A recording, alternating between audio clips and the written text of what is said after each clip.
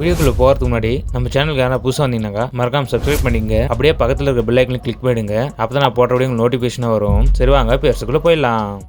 Hello guys, ரொம்ப நாளாச்சு video பார்த்து. நீ என்ன வீடியோ பார்க்க போகிறேன்னா, ரொம்ப நாளாக இன்ஸ்டா 360 கேமரா வாங்க ஆசைப்பட்டிருந்தேன்.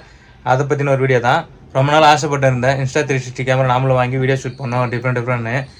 எப்படியோ அந்த ஆசை நிறைவேறிச்சு. பாருங்கள், கேமரா வாங்கி வந்துட்டேன். அந்த கேமரா வாங்கிட்டு அதில் ஒரு வீடியோ எப்படி ஷூட் பண்ணணும்னு உங்களுக்கு காட்டுறேன். வேறு லெவல் வந்துருக்கு எடிட்டிங் எல்லாம். ரொம்ப சிம்பிளாக இருக்குது எடிட் பண்ணுறதுக்கு. நானும் ரொம்ப கஷ்டமாக இருக்குன்னு நினச்சேன். எடிட் பண்ணுறதுக்கு ரொம்ப சிம்பிளாக இருக்குது. பாருங்கள் guys, இதான் நான் வாங்கியிருக்கிற கேமரா இன்ஸ்டா 360 பைக் மவுண்டபிள், அப்புறம் ஒரு ஸ்டிக்கு, அப்புறம் இது ஒரு மவுண்டிங் வாங்கியிருக்கிறேன்.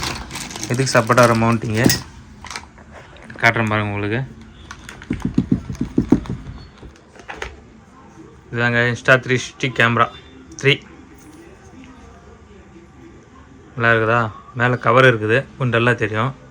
ஆன் பண்ணி காட்டுறேன் பாருங்கள்.